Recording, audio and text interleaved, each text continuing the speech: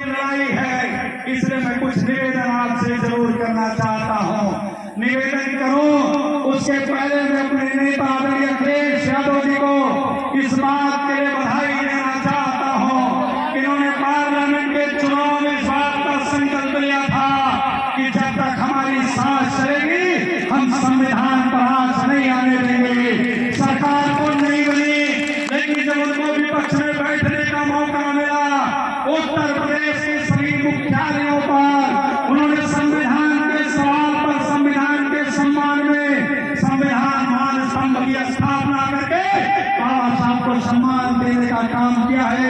इसलिए मैं आदरणीय अखिलेश जी को बधाई देना चाहता हूँ।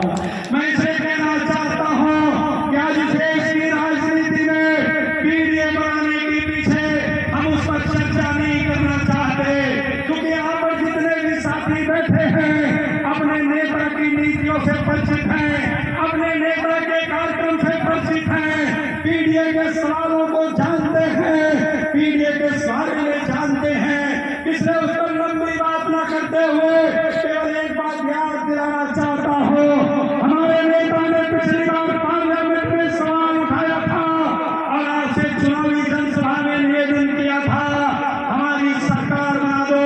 हम जाति जनगणना कराना चाहते हैं। हम जाति जनगणना क्यों कराना चाहते हैं? क्योंकि उनकी मंशा थी इस देश के अंदर जो भारतीय जनता पार्टी की सरकार है, जो हम पीडीए के लोगों को जाति के आधार पर ला करके अपना मकसद पूरा करने का काम करती है।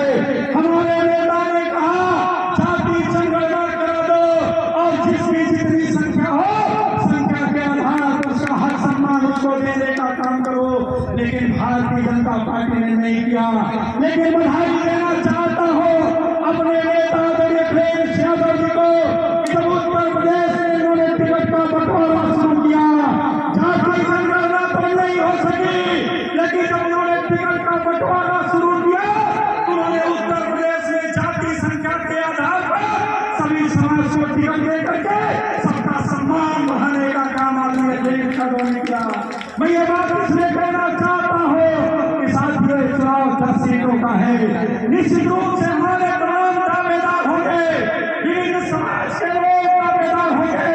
मैं सबका स्वागत करना चाहता हूँ, सबका अभिनंदन करना चाहता हूँ। उसके साथ साथ एक आग्रह करना चाहता हूँ कि लड़ाई साथियों सम्मान की है। आपने उत्तर प्रदेश के अंदर देखा होगा जो वर्तमान समय में विधानसभा है, मैं उसमें सभी जातियों पर नहीं रहना चाहता, लेकिन अपने समाज के लोगों से एक बात जरूर कहना चाहता हूँ। हमारे नेता अखिलेश यादव जी ने उत्तर प्रदेश में समाजवादी पार्टी से विधानसभा में 36 लोगों को टिकट देने का काम किया था और जब उनको सांसद ने टिकट देने का मौका मिला उन्होंने 10 पार्लियामेंट टिकट देने का काम किया। और मैं बधाई देना चाहता हूँ समाजवादी साथियों को, पीडीए के साथियों को, उन्होंने उनको कुर्मी न मान करके अखिलेश यादव का नारा मानकर, पीडीए का नारा मानकर 8 साथियों को पार्लियामेंट भेजने का काम किया है। ये बात मैं कहना चाहता हूँ कि आज रघुनाथ मौर्य जी बैठे हैं, आज अनिल सरोज जी बैठे हैं, आज हमारे आदरणीय श्यामलाल पाल जैसे व्यक्ति को जो एक सामान्य कार्यकर्ता हुआ करते थे, मैं दावे के साथ कहना चाहता हूँ कि अगर उत्तर प्रदेश के अंदर गांव से गरीब के किसान के घर से निकाल कर कोई नेता बना सकता है तो उसका नाम समाजवादी पार्टी अखिलेश यादव है, जिसका जीता जागता उदाहरण श्यामलाल पाल आज आपके बीच प्रदेश अध्यक्ष के रूप में है। इसलिए मैं आज आपसे कहना चाहता हूँ, मैं आज आपके बीच विधायक के रूप में हूँ और बड़ी भीमा जी बैठी है। मैं बड़े दुख के साथ कहना चाहता हूँ कि अगर भारतीय जनता पार्टी कहती है कि मैं गुंडा को मिट्टी में मिला दूंगा और दूसरी तरफ शिक्षण पद के अंदर AK-47 की पहचान कराने वाले जिसको आपके बेटे ने हराने का काम किया है उसको जेल से रिहा करने का काम किया है। इसे गौरव चरित्र को समझने की जरूरत है।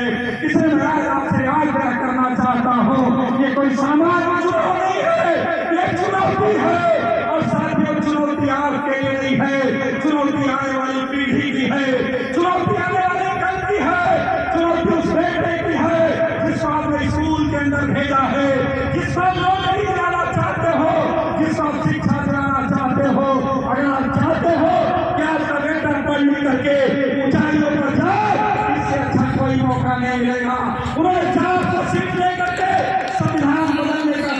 किया था, आपने उनको हरा करके संविधान को बदलने से रोक लिया है। मैं खुदा से कहना चाहता हूँ, क्या फूलपुर के लोगों, फूलपुर में समाजवादी को जिता करके, उत्तर प्रदेश में देश को मजबूत करके, ये जो 3 साल बचा है, इसमें भारतीय जनता पार्टी को अन्याय करने से रोक लेना, अब 27 में अपनी सरकार बनाने का रास्ता खोल लेना, ये निवेदन करते हुए, आग्रह करते हुए मुझे पूरा विश्वास है। और आदरणीय माननीय मंत्री जी, हम लोग भी आपको भरोसा दिलाना चाहते हैं, आपको पार्टी ने जिम्मेदारी दिया है, उत्तर प्रदेश के अंदर फूलपुर के नेतृत्व में जीत कर जाएगी। इसमें आपका भरोसा दिलाते हुए, विश्वास दिलाते हुए, मैं सभी साथियों का आभार प्रकट करते हुए, पुनः आपसे निवेदन करते हुए, आग्रह करते हुए इस चुनौती के लिए तैयार हो जाए और आदरणीय देश के नेतृत्व में, आदरणीय समय जी के मार्गदर्शन में समाजवादी प्रत्याशी को जिताने का काम करें। बहुत बहुत धन्यवाद। जय भीम, जय भारत, जय समाजवाद, जय संविधान। आदरणीय देश जिंदाबाद। संजय नेताजी अमर रहे।